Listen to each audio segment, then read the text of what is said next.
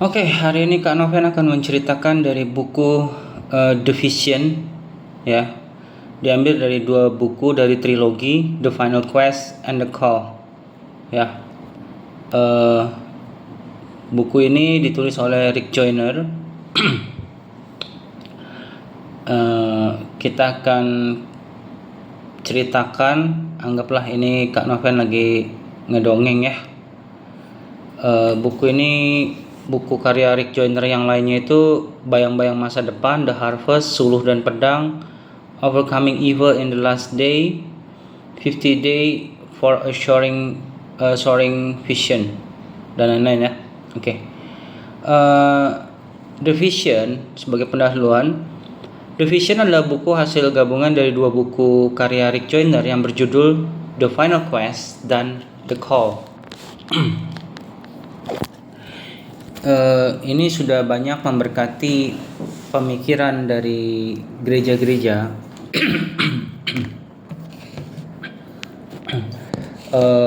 karena dari mindset tertentunya, gitu. Dalam The Vision ini, penulisnya yaitu Rick Joyner menceritakan pengalaman supranatural dalam bentuk mimpi ilahi dan penglihatan di mana penulis diperlihatkan oleh Tuhan Yesus mengenai peperangan yang terjadi di akhir zaman, mengenai kerinduan dan isi hati Tuhan tentang penghakimannya, kasihnya, panggilannya, serta rencananya atas gereja-gerejanya, dan bagaimana menghadapi akhir zaman. Dan juga penulis diperlihatkan tentang orang-orang kudus, malaikat, kemudian surga, kemuliaan Tuhan, dan lain-lain. Nah, buku ini sangat bagus untuk membuat kita membuka wawasan, ya. Kalau Anda tidak percaya juga tidak apa-apa, anggaplah ini sebuah dongeng dari Kak Noven, ya. Tetapi kalau kalian anggap ini memang terjadi, ya, karena ini bilang dunia abstrak atau spiritual, ya. Ya, selayaknya kita meresponi secara dewasa bagaimana hidup yang berkenan di hadapan Tuhan, ya. Nah, sehingga dalam hal ini sangat bijaksana bila kita berdoa dalam tuntunan Roh Kudus kepada Bapa di dalam nama Tuhan Yesus untuk memurnikan hati serta pikiran kita dan memberikan hikmat serta pengertian kepada kita untuk memahami pesan-pesannya dalam The Vision, dalam bukunya The Vision ini. Ini mungkin bagaimana untuk kita juga belajar meresponi secara positif, ya. Dalam 1 Tesalonika 5 ayat 21 berbunyi demikian. Lebih dari semuanya itu, ujilah segala sesuatu dan peganglah yang baik. Ingat, ya, dikutip dari 1 Tesalonika 5 ayat 21. Tuhan Yesus memberkati. Kita akan mulai. The Vision, pencarian terakhir dan panggilan, karya dari Rick Joyner.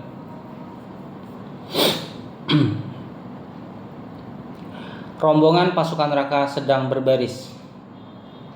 Pasukan kejahatan. Saya melihat sebuah pasukan yang jahat dan sangat banyak. Sejauh mata memandang, tampak mereka. Pasukan itu ada divisi-divisinya, dan masing-masing membawa panji yang berbeda. Pasukan yang paling penting dan utama adalah harga diri, membenarkan diri sendiri, minta dihargai, ambisi, menghakimi yang tidak bersalah, dan yang terlebih besar adalah iri hati. Ini yang ada di pasukan-pasukannya si jahat, ya. Pemimpin pasukan yang besar ini adalah penuduh dari saudaranya sendiri. Saya tahu bahwa masih ada banyak kelompok jahat di luar jangkauan mata saya. Tetapi ini adalah pasukan dari neraka yang dilepaskan untuk melawan gereja. Senjata-senjata yang dibawa pasukan ini mempunyai nama. Pedangnya bernama intimidasi. Tombaknya bernama pengkhianatan, dan anak panahnya bernama penuduh, gosip, fitnah, dan pencari kesalahan. Pengintai dan pasukan kecil setan bernama penolakan, kepahitan, ketidaksabaran, tidak mau memaafkan, dan nafsu. Segera dikirim untuk mempersiapkan serangan utama. Saya tahu dalam hati bahwa gereja tidak pernah menghadapi hal ini sebelumnya. Tugas utama pasukan ini adalah untuk memecah belah. Pasukan ini dikirim untuk menyerang setiap hubungan gereja satu dengan yang lain, jemaat dengan gembala, suami terhadap istri, begitu juga sebaliknya, anak terhadap orang tua, bahkan anak yang satu dengan yang lainnya. Antara lain bahasa simpelnya adalah antar saudara. Masuk ke halaman 5. Para pengintai dikirim untuk membuka celah di gereja, keluarga-keluarga atau individu-individu dengan penolakan kepahitan, nafsu, dan lain-lain yang dapat meledak, membuat lubang besar untuk divisi-divisi yang akan datang. Yang paling mengejutkan dalam penglihatan saya adalah pasukan ini tidak mengendarai kuda, tetapi mengendarai orang-orang Kristen. Nah, ini akan jadi pertanyaannya, mengapa ada orang-orang Kristen yang dikendarai oleh pasukan sejahat ini? Banyak dari mereka dari kalangan orang kaya, terhormat dan terpelajar. Mereka adalah orang-orang Kristiani yang membuka diri mereka sendiri kepada kuasa kegelapan, dipakai musuh, sedangkan mereka berpikir bahwa mereka sedang dipakai Tuhan. Penuduh tahu bahwa jika rumah tangga terbagi-bagi tidak dapat bertahan, dan pasukan ini merupakan perwakilan dari percobaan terakhir yang memecah belah gereja sehingga mereka benar-benar jatuh. Bagian berikutnya, orang hukuman. Di belakang pasukan yang pertama adalah sejumlah besar orang-orang Kristiani yang diseret-seret dan menjadi tawanan mereka semua. Mereka semua terluka dan dikawal oleh setan-setan kecil bernama ketakutan. Tampaknya ada lebih banyak tawanan daripada jumlah setan yang mengawal. Yang mengejutkan, para tawanan ini masih membawa pedang dan perisai, tetapi mereka tidak menggunakannya. Sangatlah mengejutkan bahwa begitu banyak orang-orang yang ditawan oleh sejumlah kecil setan bernama ketakutan. Tentu saja setan-setan kecil ini sangatlah mudah untuk dihalau atau dihancurkan dengan senjata-senjata mereka. Langit di atas tawanan tampak gelap, tertutupi oleh burung-burung pemakan bangkai yang bernama depresi. Burung-burung ini hinggap di pundak para tawanan dan muntah di atasnya. Muntahan ini adalah penghukuman. Ketika muntahan itu jatuh di salah satu tawanan, dia akan berdiri dan berbaris lurus sesaat dan kemudian merosot. Semakin lama, semakin lemah dari sebelumnya. Sekali lagi, saya heran. Para tawanan itu tidak memusnahkan muntahan itu dengan pedang mereka yang dengan mudah dapat mereka gunakan. Ada kalanya para tawanan saling bertubrukan dan jatuh. Secepat mereka jatuh ke tanah, para tawanan yang lain akan mulai menusuki mereka dengan pedang dan mencaci mereka. Mereka akan memanggil burung-burung pemakan bangkai untuk mulai memakan mereka yang jatuh sebelum mati. Saat saya melihat, saya sadar bahwa para tawanan ini percaya bahwa muntahan, yaitu penghukuman, itu adalah benar-benar dari Tuhan. Kemudian saya mengerti bahwa para tawanan ini berpikir bahwa mereka adalah pasukan Tuhan. Hal inilah yang menyebabkan mereka tidak membunuh setan-setan kecil yang bernama ketakutan, atau burung-burung pemakan bangkai yang mereka pikir adalah pembawa pesan Tuhan.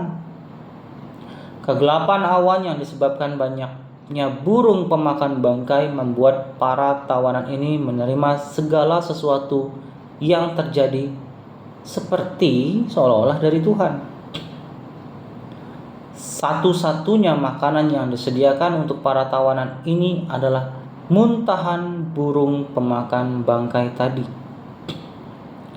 Mereka yang menolak memakannya akan menjadi lemah sampai mereka jatuh.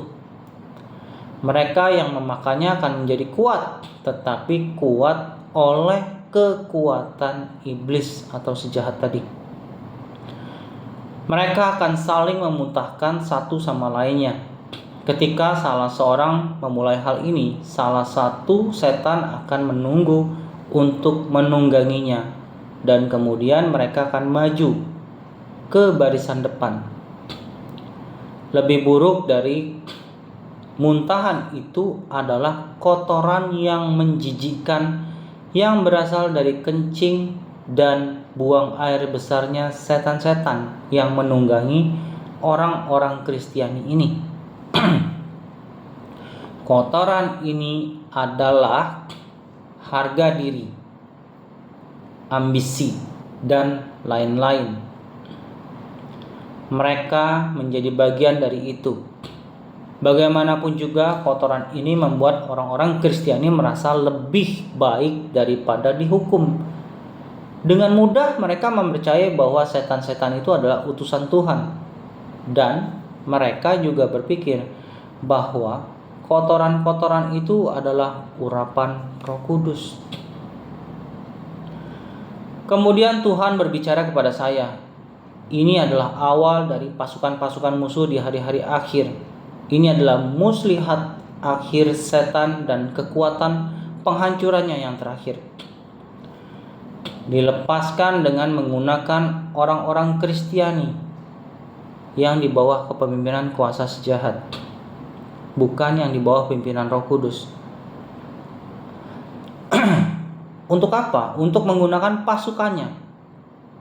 Dilepaskan dengan menggunakan orang-orang Kristiani untuk saling menyerang sesama di zaman ini. Setan sudah menggunakan pasukannya, tetapi belum pernah menggunakan banyak manusia untuk menjalankan tujuan iblisnya. Namun, jangan takut. Aku juga punya pasukan. Aku di sini maksudnya Tuhan ya. Sekarang kamu harus berdiri dan bertanding, sebab tidak ada lagi tempat untuk sembunyi dari perang ini. Kamu harus bertanding untuk kerajaanku, kebenaran, dan untuk orang-orang yang sudah ditipu. Dalam hal ini, kita harus sadar, seorang Kristiani yang sudah dibaptis, sudah menerima Yesus sebagai Tuhan dan Juru Selamat, itu sudah masuk dalam persiapan peperangan. Karena kita sudah berdiri di side-nya Tuhan Yesus. Tapi orang-orang Kristiani yang terjebak seperti yang saya diceritakan di awal tadi, itu tanpa sadar berdiri di pasukan iblis. Itu keputusan kita, mau berdiri di pasukannya Tuhan Yesus atau di pasukannya si iblis. Lanjut. Saya sungguh terpukul oleh kebiadaban pasukan setan ini, sampai saya berpikir bahwa lebih baik mati daripada hidup dalam dunia seperti ini. Tetapi firman Tuhan sangatlah menguatkan, dan kemudian saya segera berteriak bahwa mereka sudah ditipu. Saya berpikir mereka tidak mendengar saya ketika saya mulai berteriak. Seluruh pasukan melihat kepada saya dan saya tetap berseru-seru. Saya pikir orang-orang Kristiani ini akan bangun dan menyadari apa yang sudah terjadi. Tetapi banyak dari mereka yang kemudian menembakkan anak panahnya kepada saya. Sedangkan yang lain ragu-ragu, seakan-akan mereka tidak tahu. Kemudian saya tahu bahwa saya melakukan hal ini terlalu dini, dan itu adalah kesalahan yang bodoh. Besok Kak Noven akan mulai masuk dalam halaman berikutnya. Perang dimulai. Hari ini stop sampai saat ini, stop sini dulu ya. Tuhan Yesus memberkati.